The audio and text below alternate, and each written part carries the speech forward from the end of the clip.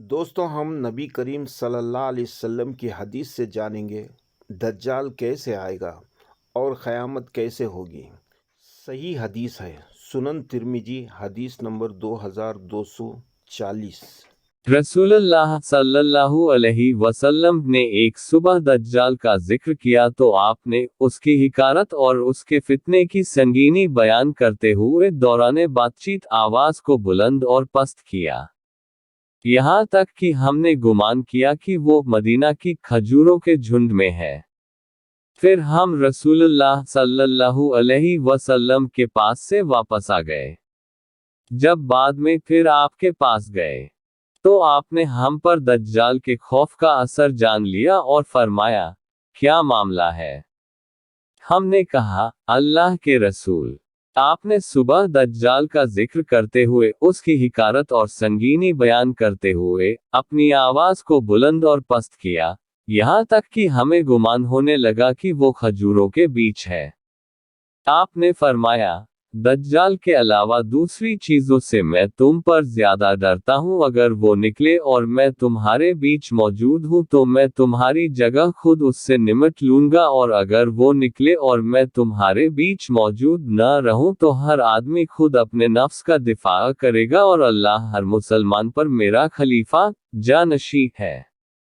دجال گھنگھرالے بالوں والا جوان ہوگا، اس کی ایک آنکھ انگور کی طرح ابھری ہوئی ہوگی، تو ان میں اسے عبدالعزیٰ بن قطن سے تشبیہ دیتا ہوں، اس لیے تم میں سے جو شخص اسے پا لے اسے چاہیے کہ وہ سورہ الکہف کی شروعاتی آیتیں پڑھے۔ وہ شام اور عراق کے بیچ سے نکلے گا اور دائیں بائیں فساد پھیلائے گا۔ اللہ کے بندو، ثابت قدم رہنال، ہم نے کہا، اللہ کے رسول، روئے زمین پر ٹھہرنے کی اس کی مدت کیا ہوگی؟ آپ نے فرمایا، 40 دن، ایک دن 1 سال کے برابر ہوگا، ایک دن 1 مہینے کے برابر ہوگا، ایک دن ہفتے کے برابر ہوگا، اور باقی دن تمہارے دنوں کی طرح ہوں گے۔ ہم نے کہا، اللہ کے رسول، بتائیے وہ ایک دن جو 1 سال کے برابر ہوگا، کیا اس میں ایک دن کی نماز کافی ہوگی؟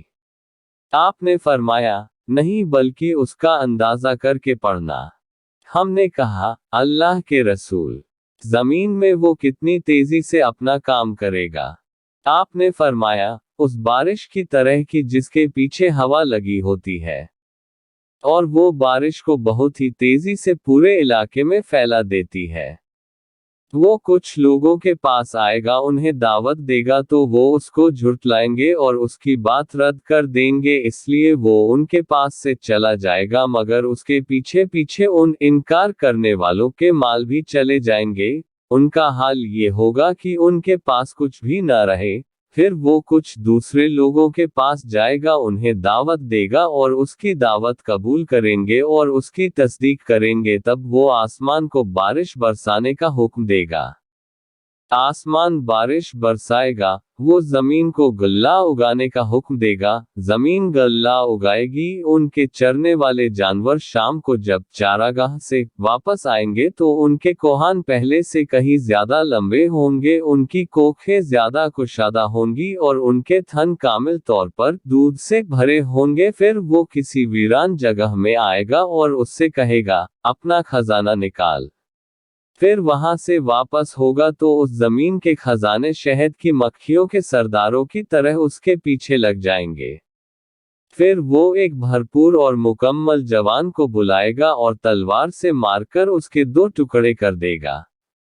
پھر اسے بلائے گا اور وہ روشن چہرے کے ساتھ ہنستا ہوا آ جائے گا، اس لیے دجال اسی حالت میں ہوگا کہ اسی دوران عیسیٰ بن مریم علیہ دمشق کی مشرقی جانب سفید مینار پر زرد کپڑوں میں 2 فرشتوں کے بازو پر ہاتھ رکھے ہوئے اتریں گے، جب وہ اپنا سر جھکائیں گے تو پانی ٹپکے گا اور جب اٹھائیں گے تو اس سے موتی کی طرح چاندی کی بوندیں گریں گی، ان کی سانس کی بھاپ جس کافر کو بھی پہنچے گی وہ مر جائے گا، और उनकी सांस की भाप उनकी हदे निगाह तक महसूस की जाएगी। वो दज्जाल को ढूंढेंगे यहाँ तक कि उसे लुद के दरवाजे के पास पा लेंगे और उसे कत्ल कर देंगे। उसी हालत में अल्लाह तौला जितना चाहेगा ईसा अलैहिस्सलाम ठहरेंगे। फिर अल्लाह तौला उनके पास वह्य भेजेगा कि मेरे बंदों को तूर की तरफ ले जाओ, इसलिए कि मैंने कुछ ऐसे बंदे उतारे हैं जिनसे लड़ने की किसी में ताकत नहीं है।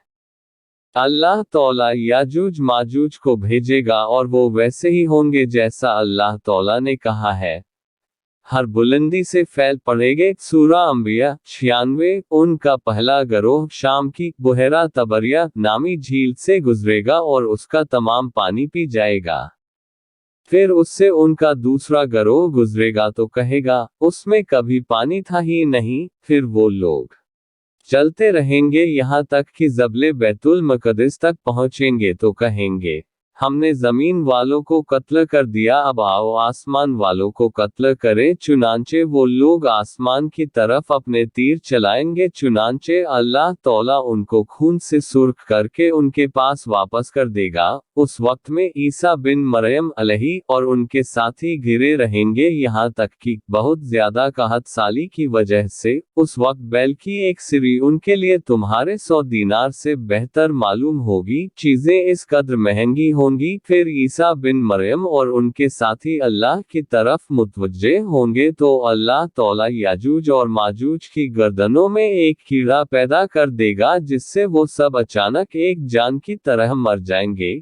ईसा और उनके साथी पहाड़ से उतरेंगे तो एक बालिश्त भी ऐसी जगह न होगी जो उनकी लाशों की गंदगी सख्त बदबू और खून से भरी हुई न हो। फिर ईसा अलैहिस्सलाम और उनके साथी अल्लाह की तरफ मुतवज्जे होंगे और अल्लाह तौला ऐसे बड़े परिंदों को भेजेगा जिनकी गर्दनें बकती ऊंटों की गर्दनों की तरह होंगी। वो लाशों को उठाकर गढ़ों में फेंक देंगे। मुसलमान उनके कमान तीर और तरकश से 7 साल तक ईंधन जलाएंगे।